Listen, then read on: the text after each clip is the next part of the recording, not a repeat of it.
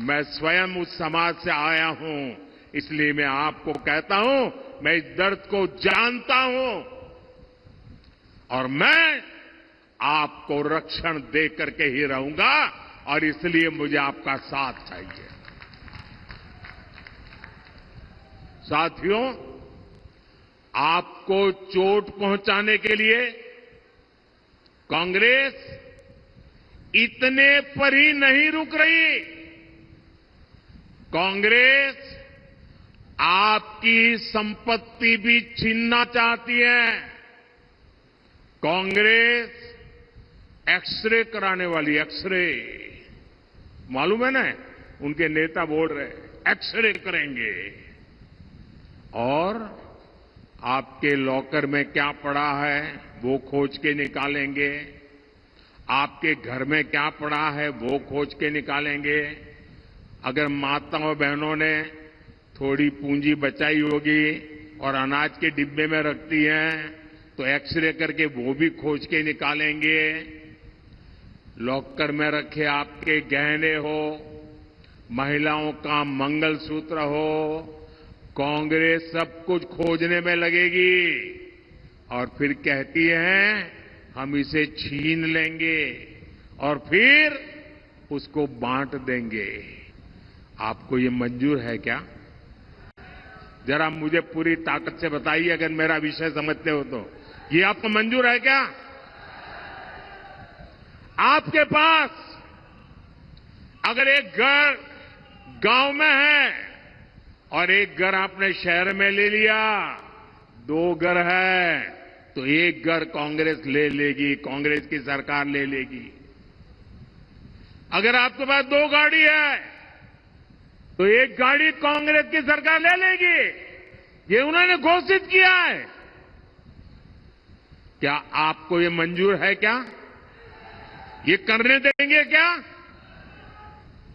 आपसे ये सब कुछ छीनकर कांग्रेस अपने वोट बैंक को देना चाहती है।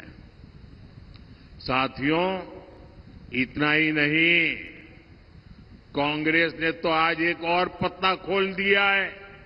उनका हिडन एजेंडा बाहर आया है। आज उन्होंने कहा है इनहेरिटेंस टैक्स, यानी विरासत में भी। अब आप देखिए, हमारे देश में तो दादा दादी नाना नानी भी कुछ बचा के रखते हैं, खुद कभी उसका खर्चा नहीं करते। क्यों? उनके मन में रहता है पोता पोती बड़े होंगे ना, उनकी शादी में काम आएगा, नाती बड़ा होगा तो उसके काम आएगा। वो संपत्ति को बचाते हैं, अनाप शनाप खर्चा मौज मजा में नहीं करते हैं। बड़ी मेहनत करके, मुसीबतों को झेल करके जो संपत्ति आपने बचाई है ना, आपने पूर्वजों ने जो संपत्ति बचाई है, जो आपको मिली है, अब ये कांग्रेस कहती है कि आप अपने संतानों को वो संपत्ति नहीं दे सकते। करीब करीब आधी संपत्ति कांग्रेस की सरकार बनेगी तो कानूनन आपसे लूट लेगी।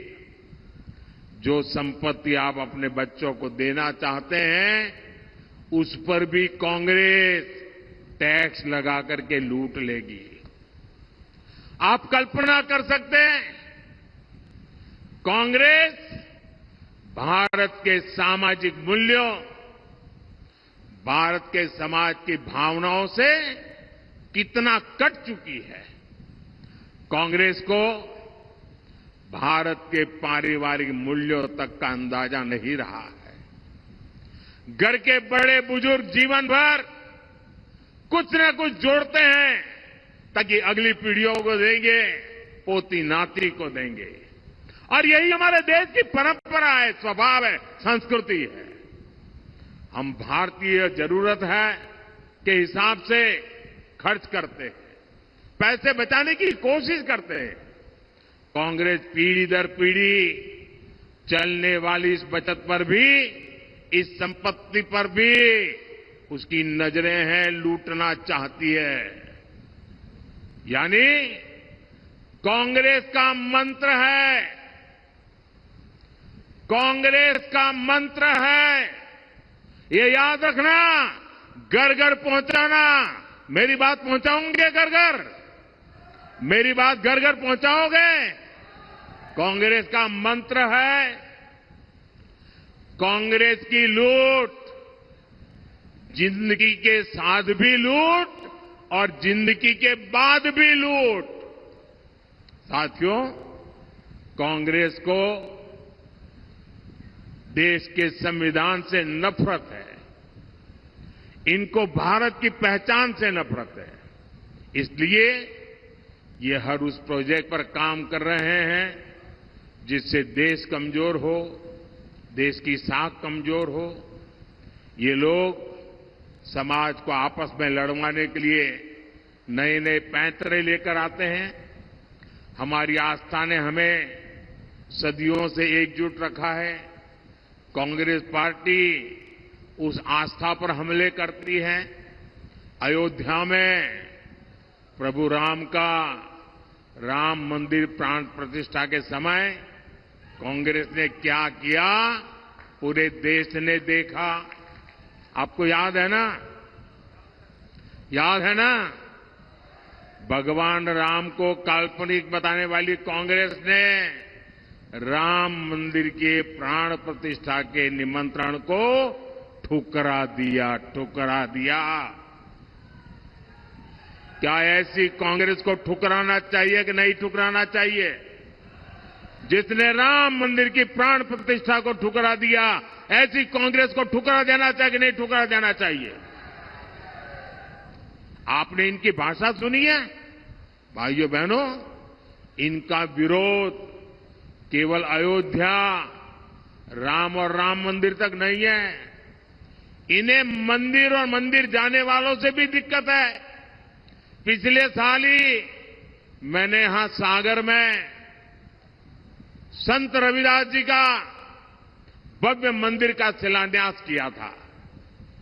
तब भी कांग्रेस के नेताओं ने कहा था कि रविदास मंदिर बनाने से अच्छा था कि यहां कुछ और बन जाता। इतनी नफरत है इनको। कांग्रेस को एक महान दलित संत का मंदिर भी बर्दाश्त नहीं होता। ऐसी सोच वाली कांग्रेस को एमपी से दूर रखने में ही भलाई है। साथियों, 7 मई को आपके पास एक बार फिर मध्य प्रदेश के साथ साथ पूरे देश के भविष्य को संवारने का अवसर है। सागर लोकसभा से बीजेपी ने बहन लता वानखेड़े जी को उम्मीदवार बनाया है। उनको भारी मतों से जिताना है। मैं जानता हूं गर्मी बढ़ रही है। मैं ये भी जानता हूं कहीं कहीं शादी ब्याह का माहौल है। मैं भी ये भी जानता हूं कुछ लोगों को खेत में अलग अलग काम भी है। लेकिन मेरा आपसे अनुरोध है, कितना ही काम न क्यों न हो, लेकिन देश के लिए कुछ समय देना चाहिए कि नहीं देना चाहिए? देना चाहिए कि नहीं देना चाहिए? हमें अपना वोट देना चाहिए कि नहीं देना चाहिए? हमने अपने अधिकार का उपयोग करना चाहिए कि नहीं करना चाहिए? राष्ट्र निर्माण के इतने बड़े यज्ञ में हर किसी का योगदान होना चाहिए।